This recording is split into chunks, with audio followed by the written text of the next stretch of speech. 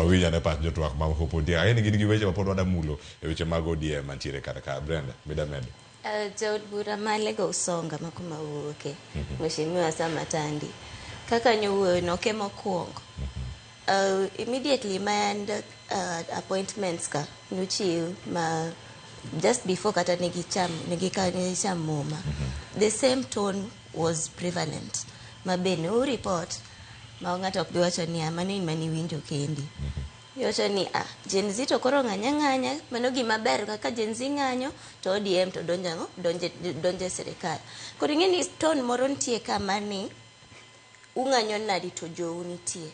It kills the purpose nikech what chief wacho ni parliament pod nitie gi role ne mar oversight. But kawabedo practical, waseneno how a weakened opposition, or rather a weakened parliament, rather compromised parliament deals. Nikech kawang'eyo ywak mane nitie ka serikal duto donjo mokwongo, kiwacho ni nodonjo to chako kao MPs mane nitie minority, ochako keto gi to his side. The implication en ni onge chik mora mora, onge proper discussions mane the team, nikech we all know ni kaka parliament wabe operate ga, it's about being whipped about positions. Yudo ka koro nitie a proper position mane go bednu kao, to usebedo whip ni koro I want to wadhi support jo serikal.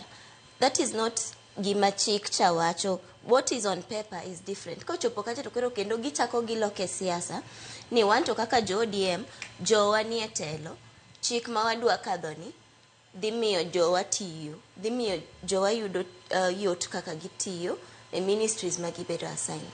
To king'iyo, inaduga ng'iyo ni to positions manyomi jo ODM, makoro nuchuno makoro gi resign from party positions. They have been put on the spot. Nikech king'iyo kama ndalo maandamano, Finance Act cha, ministry mane manumulo, Treasury.